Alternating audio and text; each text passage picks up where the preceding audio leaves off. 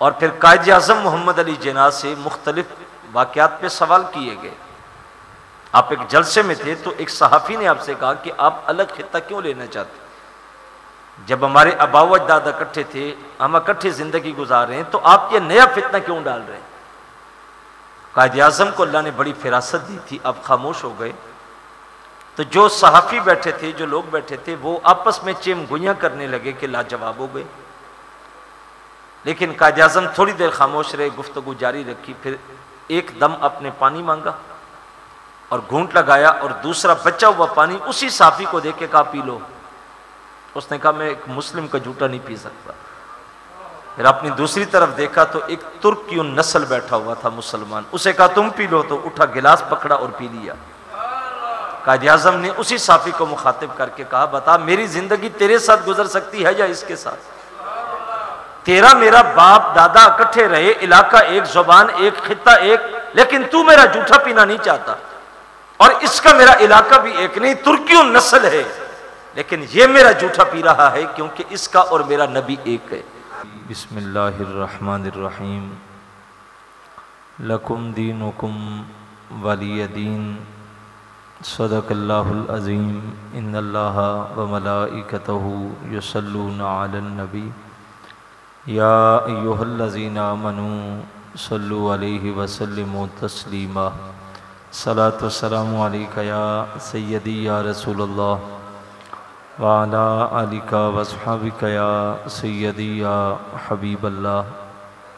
تمام حمد و ثنا، تعریف و توصیف اللہ جل مجدہ الکریم کی ذات بابرکات کے لیے، جو خالق کائنات بھی ہے اور مالک ارض و سماوات بھی. اس کی تعریف اور توصیف کے بعد حضور نبی اکرم، نور مجسم، نبی مکرم، رسول محتشم، حضور ختمی المرتبت احمد مجتبیٰ حضرت محمد مصطفیٰ علیہ تحیت و ثنا کے دربار در بار گوہر بار میں بسط عز و نیاز تحفہ درود و سلام پیش کرنے کے بعد، معزز محترم حاضرین و سامعین، السلام علیکم ورحمۃ اللہ وبرکاتہ. آج کی یہ خوبصورت تقریب اس خوبصورت ادارے کے افتتاح کے موقع پر انعقاد پذیر ہے، جس میں علاقہ بھر کے علماء کرام، مشائخ عظام اور دیگر جتنے بھی علاقہ کے نمائندہ لوگ ہیں وہ سب کے سب یہاں حاضر ہیں. اللہ کی بارگاہ میں دعا کریں گے کہ اللہ اس بزم کا ایک ایک لمحہ اپنی بارگاہ میں قبول اور منظور فرمائے. بس برکت کے لیے دو چار باتیں آپ کے گوش گزار کر کے پھر ہم انشاءاللہ دعا کی طرف بڑھیں گے. اللہ تبارک و تعالی ایک ایک لمحہ اپنی بارگاہ میں قبول اور منظور فرمائے.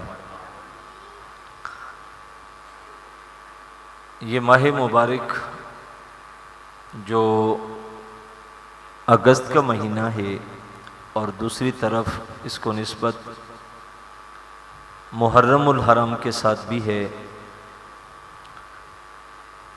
اور تیسری ہماری جو آج کی نسبت ہے وہ اس جامعہ کی افتتاحی تقریب کے ساتھ ہے.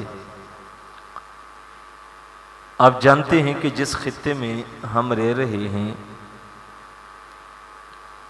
یہ خطہ پاکستان اللہ کی نعمتوں میں سے ایک نعمت ہے جو اللہ نے 14 اگست 1947 کو ہمیں عطا فرمایا. اور یہ دنیا کے نقشے کے اوپر ابھرنے والا وہ پہلا ملک ہے جس کو نظریے کی بنیاد پر حاصل کیا گیا۔ عمومی طور پہ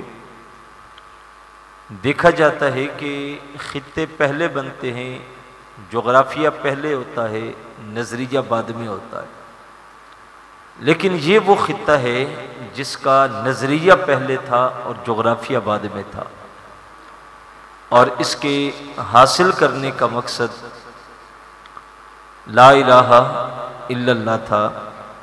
اور یہ نعرہ آپ جانتے ہیں کہ پاکستان بنتے وقت گونجا تھا کہ پاکستان کا مطلب کیا، تو آواز ایک ہی آتی تھی، لا الہ الا اللہ۔ اور یہ نعرہ بھی ہمیں جس شخص نے دیا تھا اس کا تعلق بھی سیالکوٹ سے تھا، اور اس وطن کا، اس خطے کا رہنے والا اصغر سودائی، جس نے کالج کے اندر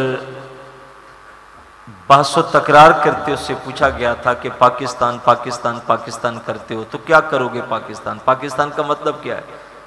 تو اس نے فی البدی جواب دیا تھا کہ لا الہ الا اللہ۔ تو یہ وطن اس لیے لیا گیا تھا کہ یہ لا الہ الا اللہ کی بنیاد پہ تھا۔ اس سے قبل بر صغیر کے اندر سب اکٹھے رہتے تھے اور ایک ہی جگہ پہ سب کی زندگی تھی۔ تو پھر یہ تحریک چلائی گئی کہ برطانیہ چونکہ وہاں سے آ کے انگریز یہاں شامل ہوئے ہیں تو ہم ان کو نکالتے ہیں، اور باقی مسلمان، سکھ، ہندو ہم سب ایک ہیں تو ہم اکٹھے رہیں گے۔ تو پھر اس کے لیے جو جماعت تشکیل دی گئی وہ قومی متحدہ کے نام سے ایک جماعت بنائی گئی، اور اس کا ہدف یہ تھا کہ یہاں سے انگریز کو نکالیں گے اور باقی ہم سب کے سب اکٹھے رہیں گے۔ اور پیچھے نظریہ ان کا یہ تھا کہ جب انگریز نکل جائے گا تو پھر ہم زیادہ ہیں، مسلمان تھوڑے، تو ہم ان کو اپنے نیچے کر کے اپنے تسلط میں رکھ کے اپنی زندگی آزادی کے ساتھ گزاریں گے، اور ان کے جو حقوق ہوں گے ان کو سلب کریں گے۔ اب یہ جو آواز تھی کہ ہم چونکہ ایک علاقے کے ہیں اور ہم سب ایک ہیں اور ہم سب اکٹھے ہیں، تو ہمیں اکٹھا رہنا چاہیے، چونکہ انگریز باہر سے آیا اس کو نکالنا چاہیے۔ اور علامہ اقبال اور قائد اعظم محمد علی جناح بھی پہلے اسی فکر کے داعی تھے۔ علامہ اقبال کا جو ترانہ ہندی ہے وہ اسی فکر کے اوپر تھا، اور اس نے کہا تھا کہ جو ہے وہ ہندوستان ہمارا ہے اور ہم اس کی بلبل ہیں۔ لیکن جب اس نے پھر مجدد الفسانی علیہ رحمہ کو پڑھا، رسول اللہ کی سیرت کو پڑھا، قرآن کو پڑھا، اور جب اس میں غوطہ لگایا تو پھر اقبال کو پتہ لگا کہ نہیں، اصل ہمارا نظریہ الگ ہے اور ان کا نظریہ الگ ہے، اور یہ دو قومی نظریے کی بنیاد پہ وجود میں آنے والا خطہ ہے جس کو پاکستان کہتے ہیں۔ ویسے دو قومی نظریے کی بنیاد قرآن مجید فرقان حمید کے اندر موجود ہے، اور اس طرف ہمیں توجہ دلائی گئی۔ جب حضور نے اعلان نبوت کیا تو کفار نے کہا کہ ہم اس طرح کرتے ہیں کہ ایک ہفتہ آپ کے معبود کی ہم پوجا کریں گے، ایک ہفتہ آپ ہمارے ساتھ کریں گے۔ تو ہم چونکہ ایک علاقے میں رہتے ہیں، ماں باپ ایک، خون ایک، زبان ایک، علاقہ ایک، تو ہم مل کے رہیں گے، اتفاق سے رہیں گے۔ پھر اس وقت یہ پیغام آیا کہ محبوب ان کو بتا دو، لکم دینکم ولی دین، تمہارے لیے تمہارا دین اور ہمارے لیے ہمارا دین، ہم تمہارے ساتھ نہیں رہیں گے، تم اپنے دین میں رہو، ہم اپنے دین میں رہیں گے۔ یہ تھا دو قومی نظریہ کہ جب نظریہ الگ ہے، جب اعتقاد الگ ہے، تو پھر یہ نہیں ہو سکتا کہ ہم اکٹھے رہیں اور اتفاق اتحاد سے رہیں اور ایک ہی رب کی عبادت کرتے رہیں، ایسا نہیں ہوگا۔ فرمایا تمہارے لیے تمہارا دین اور ہمارے لیے ہمارا دین۔ دیکھیں ابو جہل رشتہ دار تھا، ابو لہب رشتہ دار، اس کی آواز ایکو ذرا ختم کریں، رشتہ دار تھا، عربی النسل تھا، مکے کا رہنے والا تھا، خون ایک، لہجہ ایک، زبان ایک، علاقہ ایک، لیکن اسے کہا لکم دینکم ولی دین، تیرے لیے تیرا دین، ہمارے لیے ہمارا دین۔ لیکن دوسری طرف سلمان فارس سے چل کے آیا تھا، رنگ بھی ایک نہیں تھا، علاقہ بھی ایک نہیں تھا، زبان بھی ایک نہیں تھی، لیکن اسے پیغام یہ دیا گیا کہ سلمان منا اہل البیت، لوگو سلمان محمد کے گھر والا ہے کیونکہ اس کا اور میرا رب ایک ہے۔ یہ تھی اصل بنیاد کہ دو قومیں اور دو نظریے، جب قومیں الگ الگ ہیں تو پھر نظریے بھی الگ الگ ہیں، اور جب نظریے الگ الگ ہیں، قومیں الگ الگ ہیں، تو یہ نہیں ہو سکتا کہ ہم سب پھر اکٹھے رہیں۔ اور جب حضرت قائد اعظم اور حضرت علامہ اقبال نے پھر مجدد پاک کو پڑھا تو پھر اس کے بعد جو ہے وہ انہوں نے بھی اس آواز کو اٹھایا، اور پھر قائد اعظم محمد علی جناح سے مختلف واقعات پہ سوال کیے گئے۔ آپ ایک جلسے میں تھے تو ایک صحافی نے آپ سے کہا کہ آپ الگ خطہ کیوں لینا چاہتے؟ جب ہمارے آبا و اجداد اکٹھے تھے، ہم اکٹھے زندگی گزار رہے ہیں، تو آپ یہ نیا فتنہ کیوں ڈال رہے ہیں؟ قائد اعظم کو اللہ نے بڑی فراست دی تھی، آپ خاموش ہو گئے۔ تو جو صحافی بیٹھے تھے، جو لوگ بیٹھے تھے، وہ آپس میں چیم گوئیاں کرنے لگے کہ لاجواب ہو گئے۔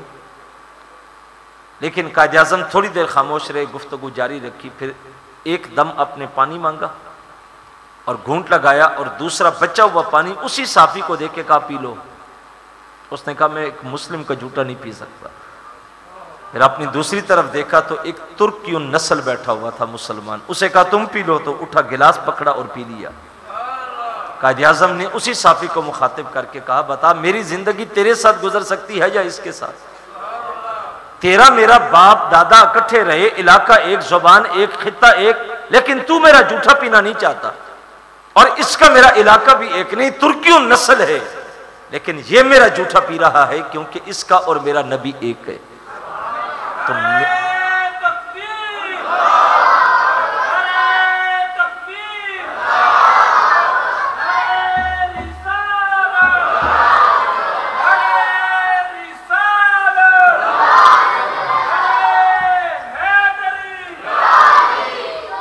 تو چونکہ یہ ملک حاصل کیا گیا تھا لا الہ الا اللہ کی بنیاد پر، یہ کلمے کی بنیاد پہ حاصل کیا گیا تھا، نظریے کی بنیاد پہ حاصل کیا گیا تھا، اور اس کی بنیادوں کے اندر نظریہ تھا اسلام کا، جس کے لیے اس ملک کے لیے تگ و دو کی گئی، اور پھر ایک تحریک چلی۔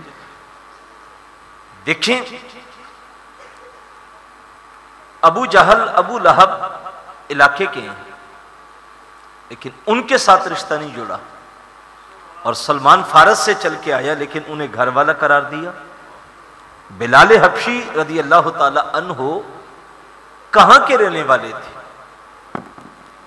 حبشی نسل تھے، رنگ کالا تھا، ہونٹ موٹے تھے، ناک چپٹی تھی، زبان میں لکنت تھی، لیکن انہیں اپنے قریب کیا، اور جس کا چہرہ شعلے کی طرح چمک رہا تھا اس کو دور کیا، اور کہا لکم دینکم ولی دین، تیرے لیے تیرا دین اور میرے لیے میرا دین۔ تو ہماری جو بنیاد رکھی گئی ہے وہ دو قومی نظریے پہ رکھی گئی، قومیں دو اور دو ان کے نظریے، اور الگ الگ نظریے کے اوپر قومیں کھڑی ہوتی ہیں۔ تو یہ ملک، یہ خطہ ہم نے اس لیے حاصل کیا تھا کہ ہمارے لیے ایک الگ خطہ ہو، اور جب قائد اعظم محمد علی جناح سے پوچھا گیا کہ آپ الگ ملک لے کے کیا کریں گے، تو انہوں نے کہا تھا کہ ہم وہاں جا کے اسلام کے قوانین پہ عمل کر کے، تجربہ کر کے دنیا کو بتائیں گے کہ اسلام ایسے ہوتا ہے۔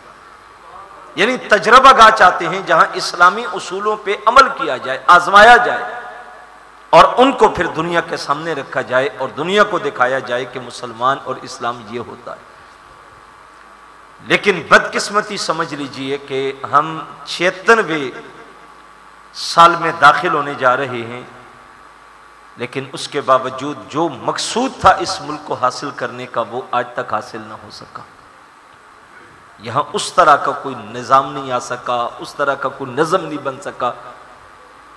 اس کے لیے تو بڑی قربانیاں دی گئی تھیں، بڑی تگودو کی گئی تھی، اور ایسے ایسے واقعات اس ملک کی سرحدوں میں اور اس کی بنیادوں میں پڑے کہ جہاں انسانی سوچ حیرت میں ڈوب جاتی ہے کہ یہ سب کچھ کیسے ہوا۔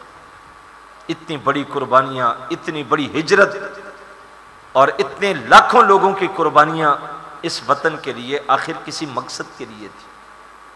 ان کے پیش نظر کوئی مقصد تھا. وہ کسی مشن کے لیے چھوڑ کے وہاں سے بھاگ کے یہاں آئے تھے. جب 14-15 کی درمیانی رات مختص کی گئی کہ اس رات کو لوگ الگ ہو جائیں گے اور یہ الگ ہو جائیں گے، اور اس سے پہلے جب حملہ کیا گیا تو پھر جو قتل عام ہوا وہ تاریخ کے اندر موجود ہے. جب وہاں سے لوگ چل کے یہاں آتے تھے تو آنے والے بتاتے ہیں کہ راستے میں جتنے کنویں پڑتے تھے سارے کے سارے لاشوں سے بھرے ہوئے تھے. میں کہتا ہوں جب عمارتیں کھڑی ہوتی ہیں تو ان کی بنیادوں میں سریا، سیمنٹ اور بجری ڈالی جاتی ہے، لیکن اگر ہم بغور دیکھیں تو اس ملک کی بنیادوں میں شہیدوں کا لہو پڑا ہوا ہے، جس لہو کے اوپر اس ملک کو کھڑا کیا گیا. لیکن اتنے سال گزرنے کے باوجود بھی آج ہمیں وہ مقصد حاصل نہ ہو سکے. اسلام کی بلندی کے لیے اسلام کے قوانین پہ کو عملی جامہ پہنانا اور اس میں پوری طرح اسلام کو نافذ کر دینا، یہ اس ملک کو آج تک نصیب نہ ہو سکا. اور مخصوص لوگ اس کے اوپر قابض رہے ہیں، اور ہر شخص نے اپنی مقصد کے لیے، اپنے مفادات کے لیے اس ملک سے کھلواڑ کھیلا ہے اور مفادات پورے کیے اور آگے بڑھتے چلے گئے. ان کے پیش نظر ایک منظر تھا جب وہ آئے تھے. میں نے جمعے کے دن ایک پڑھ رہا تھا کسی شخص کے کالم کو جو آنکھوں دیکھا پاکستان کے بارے میں جس نے لکھا تھا، تو وہ کہتے ہیں جب ہم رخصت ہو کے آ رہے تھے تو ہم نے ایک نہر عبور کی، تو ہمیں ایک سائڈ پہ ایک خاتون کی آواز آئی جو درد کی وجہ سے، شدت کی وجہ سے اس کی آوازیں نکل رہی تھی. تو ہمارے ساتھ ایک ڈاکٹر نصیر الدین تھے جن کو ہم چاچا نصیر الدین کہتے تھے. تو ہم نے کہا کہ چچا آپ بوڑھے ہیں تو آپ ذرا آگے بڑھ کے دیکھیں. تو وہ کہتے ہیں جب اس عورت کو دیکھا گیا تو اس کی دونوں ٹانگیں بھی کٹی ہوئی تھیں اور دونوں چھاتیاں بھی کٹی ہوئی تھیں، اور اس کو وہاں ڈالا گیا تھا اور اس کی آخری سانسیں چل رہی تھی. اور اس نے ہماری طرف دیکھ کے کہا کہ میرا سارا خاندان اجڑ گیا اور میں بھی بس اب جانے والی ہوں، لیکن میں خوش اور مطمئن ہو کے جا رہی ہوں کہ پاکستان بن تو گیا ہے. یہ جذبوں کے ساتھ پاکستان مارز وجود میں آیا تھا. اور ایسی ہم نے واقعات سنے کہ جب لوگ جاں بلب تھے اور روح نکلنے کے قریب تھی، وجود کٹا ہوا تھا، اور جانے والے قافلوں کو وہ ہاتھ ہلا کے کہہ رہے تھے کہ جا کے پاکستان کو ہمارا سلام دینا، ہم تو جا رہے ہیں لیکن ہم خوش ہیں کہ پاکستان بن چکا ہے. لوگوں نے ایک حسین خواب دیکھا تھا کہ وہاں جائیں گے تو امن ہوگا، سلامتی ہوگی، دین ہوگا، پیار ہوگا، لیکن جو کچھ یہاں کیا جا رہا ہے وہ کسی سے مخفی نہیں. لہٰذا ضرورت اس امر کی ہے کہ ہم اس نظریے کی طرف، اس مقصد کی طرف واپس پلٹیں جس مقصد کے لیے اس ملک کو حاصل کیا گیا تھا، جس مقصد کے لیے اس ملک اور اس خطے کی بنیاد رکھی گئی تھی اور اتنے لاکھوں لوگوں نے قربانیاں دی تھیں. ہمیں چاہیے کہ ہم اس کی طرف آگے بڑھیں. اور وہ کیا نظریہ تھا؟ لا الہ الا اللہ، کہ اسلام پہ عمل ہو، اسلام کو عملی جامہ پہنایا جائے، اسلام کے مطابق زندگی گزرے. تو یہ جو نظریہ ہمیں ملے گا یہ ہمیں ایسے ہی درسگاہوں سے ملے گا جس میں آج میں اور آپ موجود ہیں. یہاں آ کے آنے والی نسلوں کو بتایا جائے گا کہ اسلام کیا ہے، قرآن کیا ہے، رسول اللہ کا فرمان کیا ہے، اسلام زندگی کے بارے میں کیا کہتا ہے. ہمیں دنیاوی تعلیم سے کوئی چڑ نہیں ہے، ہم اس کے جو ہے وہ ماننے والے ہیں. ہمارے اداروں میں الحمدللہ تعلیم دی جا رہی ہے. ہم نے بچوں کے ادارے بنائے، بچوں کے ادارے بنائے، جتنے علماء بیٹھے ان کے اچھے ادارے چل رہے ہیں. لیکن جو اس وقت موجودہ حالات ہیں وہ کسی سے مخفی نہیں ہے. جو یونیورسٹیوں کی اس وقت کی حالت ہے اور جو چہرہ سامنے آ رہا ہے، اگر ہم کہیں کہ ہم نے اس مقصد کے لیے یہ ملک حاصل کیا تھا تو شاید کہ قیامت کے دن ان شہیدوں کا سامنا نہ کر سکے. وہ ہمیں پوچھیں گے کہ ہم نے شہادتیں اس مقصد کے لیے دی تھی کہ یہاں فحاشی ہو، عریانی ہو. تو جب تک ہماری نسلیں دین کے ساتھ نہیں جڑ جاتی، اس وقت تک ہم پاکستان کے مقصد کو حاصل نہیں کر پاتے۔ لہٰذا ضرورت اس امر کی ہے کہ ہم خود بھی اسلام کے ساتھ اپنے آپ کو جوڑیں، اور جو ہماری نسلیں ہیں ان کا تعلق بھی ہم اسلام کے ساتھ جوڑیں۔ یہ ادارے، یہ اسلام کے قلعے ہیں، اور یہاں سے پڑھ کے جانے والے بچے اور بچیاں وہ ہیں جو نظریہ پاکستان اور مقصد پاکستان کا جو نظریہ تھا اس کے اوپر پورے اتریں گے، اور اس نظریے کو، اس ملک کو بامقصد بنانے میں وہ اپنا کردار ادا کریں گے۔ لہذا خوش قسمت ہیں وہ لوگ جن کو اللہ نے توفیق دی ہے کہ وہ اپنی زندگی میں کوئی بامقصد کام کر جائے۔ ایک تو ہمارا وہ پرانا کلچر تھا نا، جس میں جلسے، جلوس، نعت خواں، خطیب، پیسے نچھاور کرنے اور لمبے لمبے ریٹ لگانے، کاش کہ ہم بہت پہلے ان چیزوں سے نکلے ہوتے تو آج ہمارے پاس یونیورسٹیوں کے معیار کے مطابق دینی ادارے کھڑے ہو چکے ہوتے۔ لیکن باہر کے اگرچہ دیر ہوئی، لیکن پھر بھی اگر ہم اب بھی سمجھ جائیں کہ ہمارا اصل جو مقصود ہے وہ نہیں ہے۔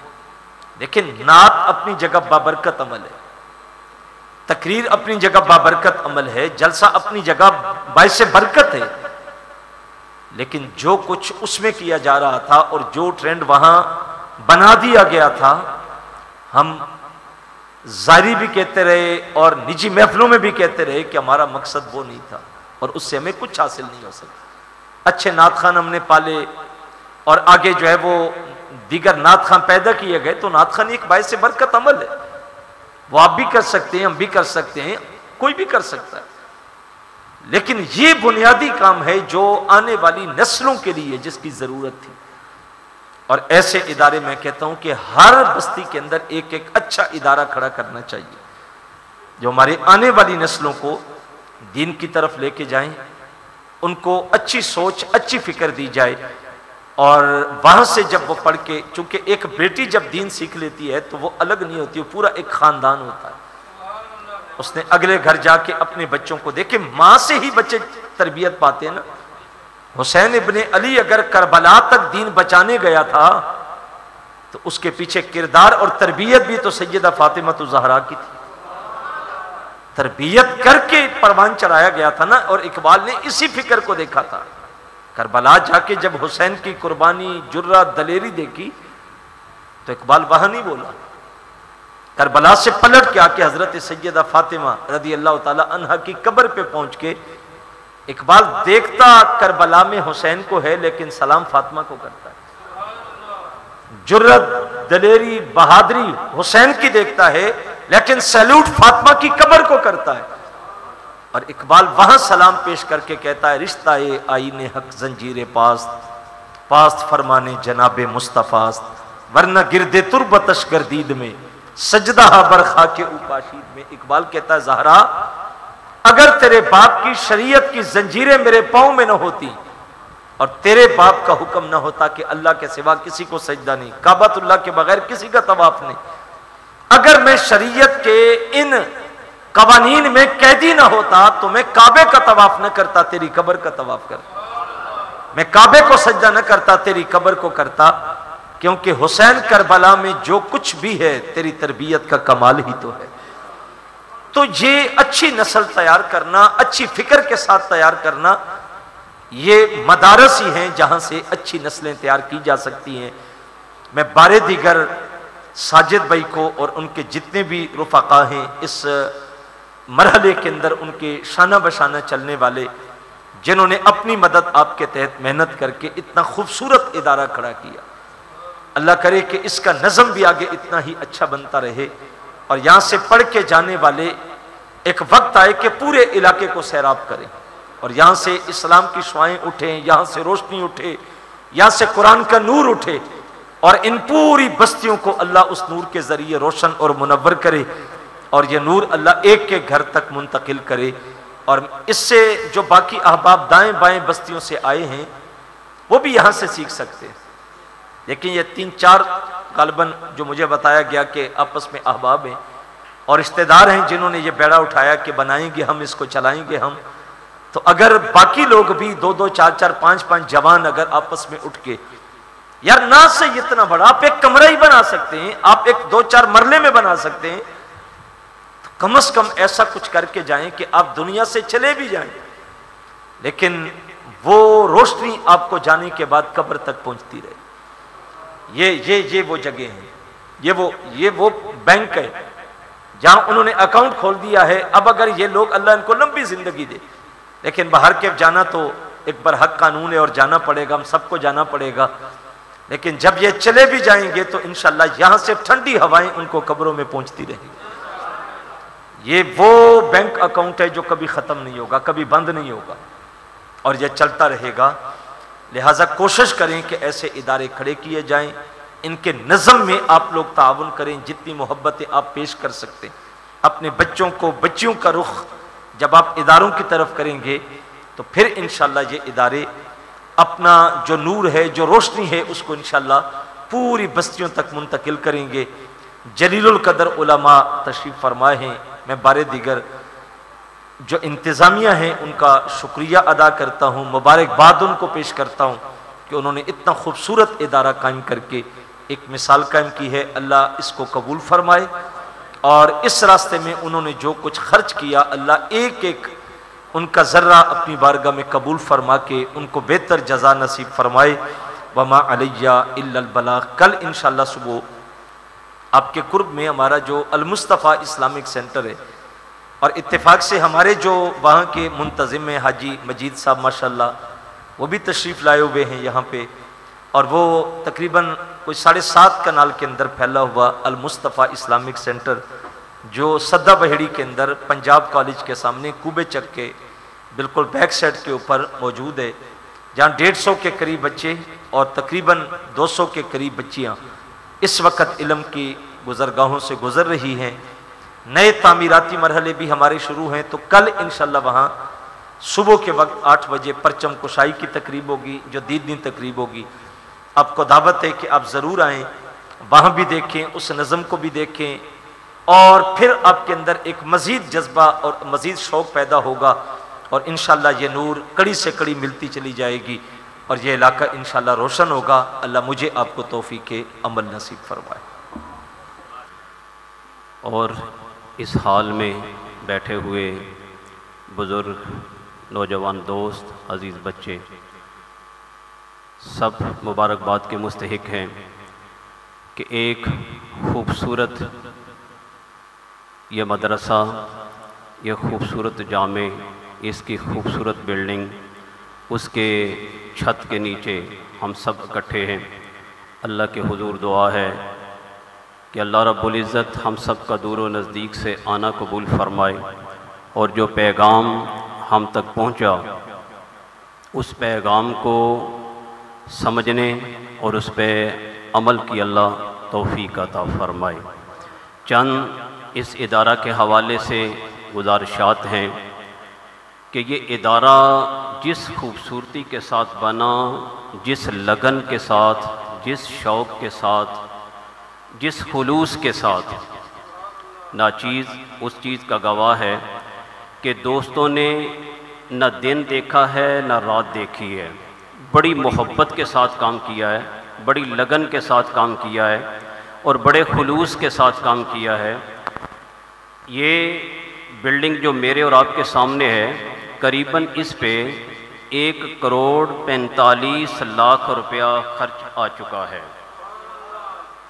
اب میں اور آپ دیکھیں کہ 1,45,00,000 روپیہ اکٹھا کرنا پنوال کے اس گاؤں میں یہ بعید نہیں ہے، یہ مشکل نہیں ہے، لیکن جہاں خلوص آ جائے، جہاں لگن آ جائے، جہاں شوق آ جائے، پھر یہ چیزیں مشکل نہیں ہوتی۔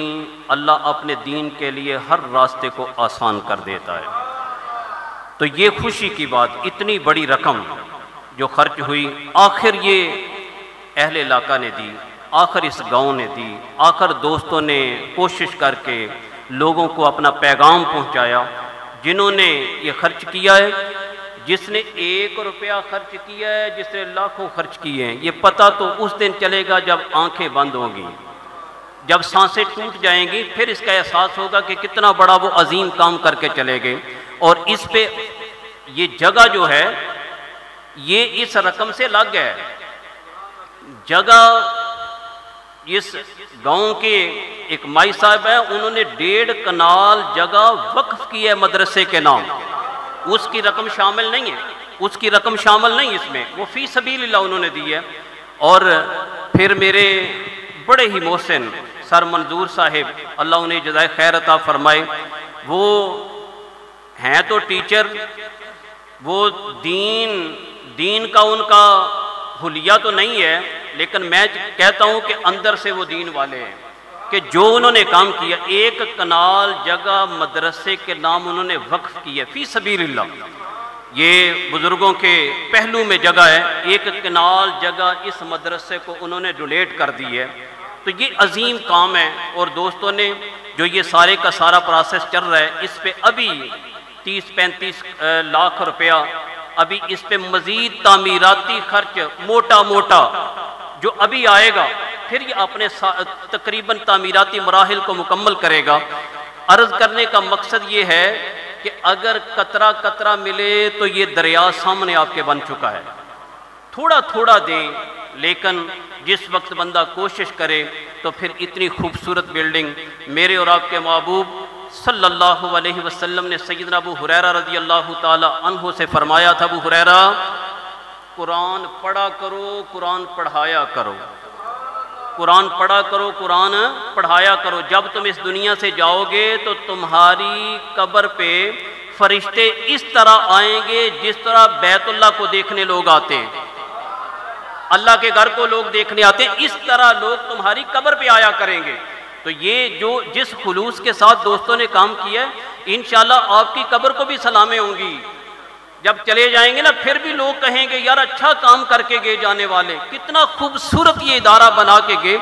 اور اس ادارے کا نام جامع خدیجۃ الکبریٰ رضی اللہ تعالی عنہا. اتنی بڑی نسبت ہے کہ 2 ہستیاں ہیں جنہوں نے ساری جائیداد اسلام کے نام پہ وقف کی ہے. 2 ہستیاں دین میں، 2 ہستیاں سیدنا ابوبکر صدیق اور حضرت خدیجۃ الکبریٰ رضی اللہ تعالی عنہما. یہ دونوں ہستیاں ایسی ہیں جنہوں نے سب کچھ اسلام کے لیے لٹا دیا، اور جب اسلام لائے تو مالی لحاظ سے مضبوط شخصیات تھیں، اور جب اس دنیا سے گئے تو کفن کے لیے بھی اتنے پیسے میسر نہیں تھے. سب کچھ اسلام کے لیے لٹایا. تو اس نام کے ساتھ یہ ادارہ، یہ جامعہ قائم ہوا ہے، جامعہ خدیجۃ الکبریٰ. انشاءاللہ العزیز علماء کی موجودگی میں عرض کرتا ہوں اس ادارے کو کبھی تھوڑ نہیں آئے گی. انشاءاللہ یہ ادارہ جتنی دیر تک اس ادارے میں خلوص رہے گا، جتنی دیر تک اس میں خلوص کے ساتھ یہ دوست مل جل کے کام کرتے رہیں گے، انشاءاللہ امداد ربی بالغیب آئے گی.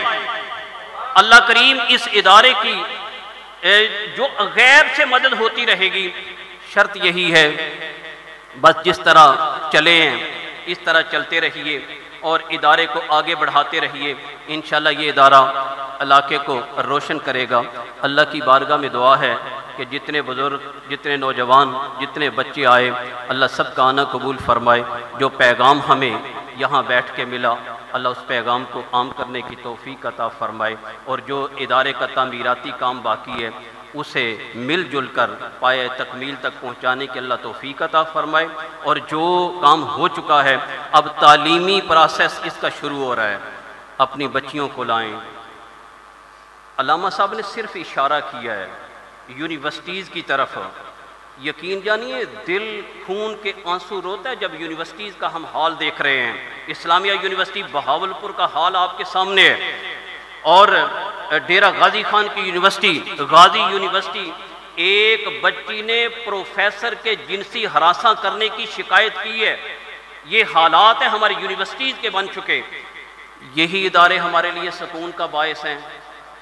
یہی ادارے جہاں قرآن پڑھا جائے گا. میرے اور آپ کے محبوب نے فرمایا جہاں قرآن پڑھا جاتا ہے وہ جگہ اس طرح روشن ہو جاتی ہیں جس طرح آسمان پہ ستارے اور چاند چمک رہا ہوتا ہے اور وہ روشن ہوتے ہیں. اس طرح یہ جگہ روشن ہو چکی ہے. یہ فرشتے آسمان سے دیکھیں کہ اس جگہ کو چمکتا ہوا. انشاءاللہ اس کو مزید چمکائیں، اس کو مزید آپ خلوص کے ساتھ آگے چلیں. اللہ کریم اس کو دن دوگنا رات چگنی ترقی عطا فرمائے گا، اور معاونین جو چل رہے ہیں، جو کوشش کر رہے ہیں، اللہ کریم ان کی کاوشوں کو اپنی بارگاہ میں قبول فرمائے۔ مل جل کے اس ادارے کو آگے بڑھائیے۔ اللہ اپنے محبوب کے صدقے اپنی رحمتوں، اپنی برکتوں کو شامل حال فرمائے۔ وآخر دعوانا ان الحمدللہ رب العالمین۔ على سيدنا ومولانا محمد وعلى آل سيدنا ومولانا محمد كما صليت على إبراهيم وعلى آل إبراهيم إنك حميد مجيد اللهم بارك على سيدنا ومولانا محمد وعلى آل سيدنا ومولانا محمد كما باركت على إبراهيم وعلى آل إبراهيم إنك حميد مجيد اللهم إنك عفو رؤوف رحيم كريم تحب العفو فاعف عنا يا غفور يا غفور يا غفور الرحيم اللهم ربنا اغفر لي ولوالدي وللمؤمنين يوم يقوم الحساب يا غياث المستغيثين أغثنا يا مفرح المحزونين يا دليل المتخيرين يا خير الناصرين أنت ربي أنت حسبي أنت لي نعم الوكيل أنت راشدنا أنت دلیلنا أنت ناصرنا۔ اے ہمارے پروردگار ہم سب کے حال پر اپنا خاص رحم و کرم فرما۔ اے ہمارے پروردگار ہم سب کے ایمان کی حفاظت فرما۔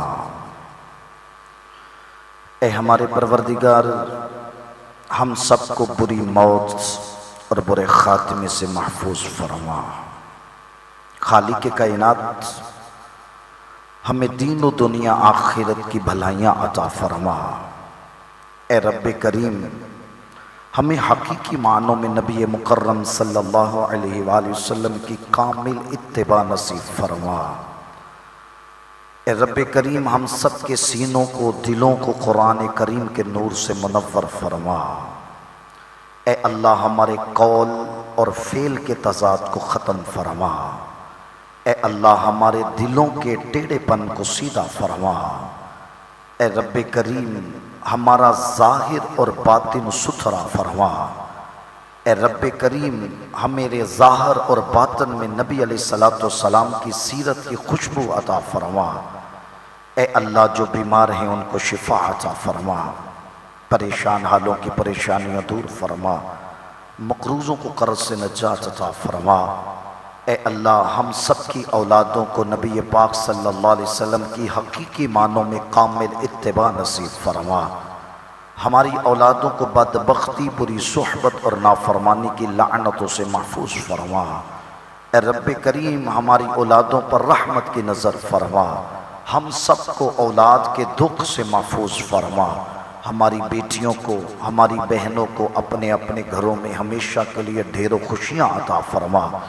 اے اللہ اس ادارے کو اپنے حبیب علیہ السلام کے صدقے کرم کے ساتھ نواز دے۔ اس ادارے کو چلانے کے لیے مالک ہر مشکل کو آسان فرما دے، ہر پریشانی کو ختم فرما دے، ہر اٹھنے والے قدم پر لازوال عروج عطا فرما، شریروں کے شر سے محفوظ فرما، حاسدین کے حسد سے محفوظ فرما، ہر قسم کی نظر بد سے محفوظ فرما۔ اے رب کریم اس مدرسے کی جو انتظامیہ ہے اس پر اپنی رحمت کی کرم کی نظر فرما۔ جس اخوت، جس محبت، اتفاق کے ساتھ وہ چل رہے ہیں، سیدہ زہرا پاک سلام اللہ تعالی علیہا کی چادر تطہیر مبارکہ کا صدقہ استقامت نصیب فرما۔ اے اللہ اس ٹیم کو ہر قسم کے شر سے محفوظ فرما، ہر قسم کی نظر بد سے محفوظ فرما، کامیابیاں عطا فرما۔ جتنے بزرگ تشریف لائے اللہ سب کی صحت میں برکتیں عطا فرما، جتنے جو جوان ہیں اللہ سب کی جوانیوں میں برکتیں عطا فرما، بچوں کا مستقبل مدینہ پاک کی روشنی سے روشن فرما، علماء اعظام کا سایہ تادیر عوام اہل سنت پہ قائم و دائم فرما۔ وَأُفَوِّضُ أَمْرِي إِلَى اللَّهِ إِنَّ اللَّهَ بَصِيرٌ بِالْعِبَادِ۔ میں کیوں کہوں یہ عطا وہ عطا چاہیے، آقا جی آپ کو علم ہے ہم کو کیا چاہیے، کر دیا نوش جس نے شہادت کا جام، اس حسین ابن حیدر پہ لاکھوں سلام، سیدہ ظاہرہ طیبہ طاہرہ جان احمد کی راحت پہ لاکھوں سلام، جن کی ممبر بنی گردن اولیاء، ایسے پیر طریقت پہ لاکھوں سلام، وہ ہمارے نبی ہم آپ کی امتی، امتی تیری قسمت پہ لاکھوں سلام، وصلی اللہ تعالی علی حبیبہ سیدنا و مولانا محمد وعلی آلہ و ازواجہ و اصحابہ اجمعین برحمتک یا ارحم الراحمین۔ مدینہ چھوٹے بچے نے جڑے ہو بار لنگر شریف شروع ہو گیا ہے، ترتیب نال نکل دے جاؤ، اور دوست احباب ہو جنہاں نوں کوئی جلدی ہے وہ بھی لنگر لے سکتے ہیں۔ باقی پنڈال دے اندر جڑا دسترخوان لگ جاندا ہے، تمام دوست احباب اتھی سارے مہمان، کار والے، بار والے، پنڈ والے سارے واسطے دسترخوان اتھی لگے گا، اتھی بیٹھ کے آرام دے نال لنگر لیا جائے گا، اتھی لنگر تقسیم ہو جائے گا انشاءاللہ تعالی۔ چھوٹے بچے جڑے نے جنہاں